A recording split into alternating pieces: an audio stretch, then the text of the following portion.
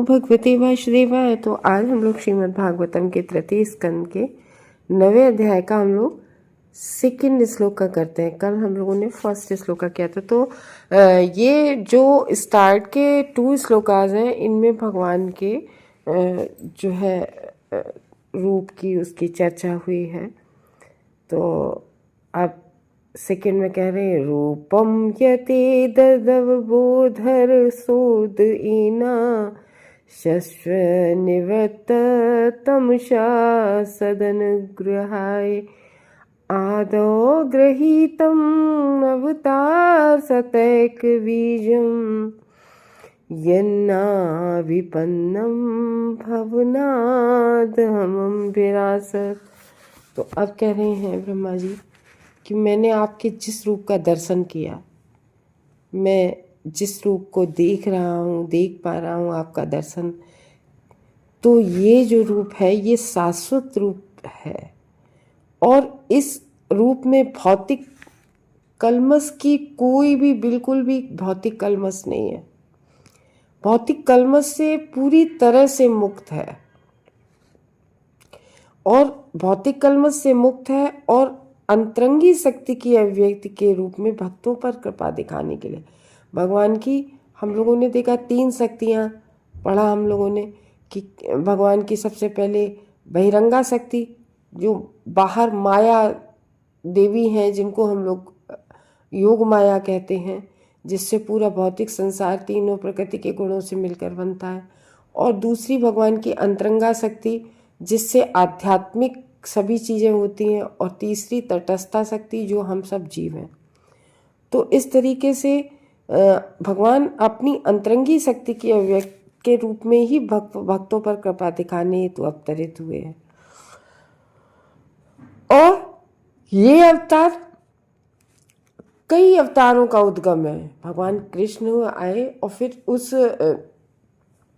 उनसे उनके कई अंशांश अवतार ऐसे करके आए हैं। तो उनके उद्गम है। और मैं स्वयं आपके नाभि रूपी घर से प्रस्फुटित कमल से फूल से उत्पन्न हुआ हूँ। लेकिन यहाँ बात किसकी हो रही है? गर्भोदक साई विष्णु की, जो गर्भ जल में लेटे हुए हैं। तो उनसे यहाँ कृष्ण के अंश और अंशावतार के बारे में बात नहीं हो रही। यहाँ गर्भोदक साई विष्णु, जो उनके जो 3 पुरुष अवतार यानी कि ब्रह्मा विष्णु महेश, जो तीनों, जो भौतिक तीनों प्रकृति के जो तीनों गुण है, सतोगुण रजोगुण तमोगुण, इन तीनों के अधिष्ठाता देव हैं ब्रह्मा विष्णु महेश। तो ब्रह्मा जी रजोगुण के अधिष्ठाता देव हैं और शिव जी तमोगुण के अधिष्ठाता देव हैं और विष्णु भगवान सतोगुण के अधिष्ठाता देवता हैं। ये 3 देव हैं।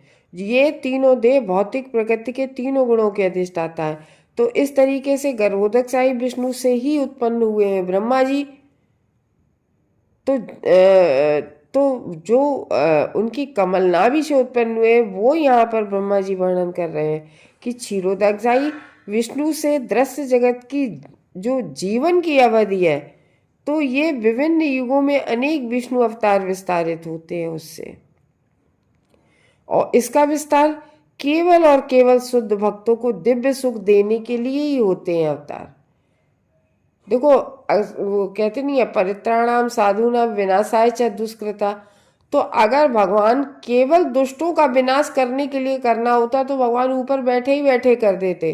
एक मात्र निगाह, तिरछी निगाह मात्र से ही उनके सारे जो राक्षस और रावण जैसे लोग और कंस जैसे लोग मारे जाते। लेकिन वो भगवान किस लिए आते हैं? साधुओं को सुख देने के लिए। जैसे कई बार देवकी मैया ने, वसुदेव ने, इन लोगों ने तपस्या की कि आप पुत्र के रूप में हमारे यहाँ। तो ऐसे कई भक्त भी अलग अलग तरह की तपस्या करते हैं। तो इसलिए भगवान इस जगत में, इस पृथ्वी पर भक्तों को दिव्य सुख देने के लिए अवतरित होते हैं। तो विभिन्न युगों तथा कालों में प्रकट होने वाले विष्णु के अवतारों की तुलना कभी भी बद्ध जीवों से नहीं की जानी चाहिए। अब यहाँ पर कितनी बड़ी बात कह रहे हैं कि जब भगवान यहाँ अवतार लेते, जैसे राम आए, नरसिंह आए, बारह आए हैं, और कृष्ण आए, अलग अलग रूपों में भगवान आते हैं, तो कभी भी उन्हें इंसान नहीं समझना चाहिए, बद्ध जीव हम लोगों जैसा नहीं समझना चाहिए। विष्णु तत्वों की तुलना ब्रह्मा तथा शिव जैसे देवों से नहीं की जानी चाहिए। तो विष्णु तत्वों की तुलना ब्रह्मा, जो विष्णु तत्व हैं उनकी तुलना नहीं करनी चाहिए कि ये ब्रह्मा के बराबर हैं या ये शिव के बराबर हैं, इनसे नहीं तुलना की जानी चाहिए और न इनके समान स्तर पर समझना चाहिए। जो भी इनकी तुलना करता है, जो भी व्यक्ति, तो वो पाषंडी कहलाता है। तो यहाँ पर जो लिखा हुआ है तमशः, ये भौतिक प्रकृति है और आध्यात्मिक प्रकृति को तमसा से सर्वथा पृथक अस्तित्व है। तो जो आध्यात्मिक प्रकृति होती है वो तमोगुण से बिल्कुल डिफरेंट होती है, वो कहीं कोई मेल नहीं होता तमोगुण का आध्यात्मिक प्रकृति से। इसलिए आध्यात्मिक प्रकृति जो अवरोध रस कहलाती है। अवरोध का मतलब क्या है? जो पूर्णतः निरस्त करे।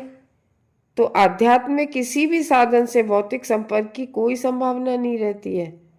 तो इस तरीके से हम लोगों ने जाना कि ब्रह्मा जी ऐसे पहले जीव हैं जिन्होंने भगवान का दर्शन किया, और जब ये दर्शन कर रहे हैं तब सृष्टि नहीं थी, सृष्टि होनी शुरू नहीं हुई थी। तब ब्रह्मा जी पहले जीव थे, ब्रह्मा जी आए और उन्होंने किस तरीके से भगवान का दर्शन किया, अपनी वो करके, अभी सृष्टि चालू नहीं हुई, तब की बात बता रहे हैं। इसीलिए वे गर्भोदक साई विष्णु के उदर से उत्पन्न हुए ब्रह्मा जी कमल के फूल से अपने जन्म का यहाँ पर उल्लेख कर रहे हैं कि उनका किस प्रकार से, जो ब्रह्मा जी का जन्म किस प्रकार से भगवान की नाभि कमल से जो निकला हुआ कमल का फूल है उससे वो उत्पन्न हुए हैं। हरे कृष्ण भक्त।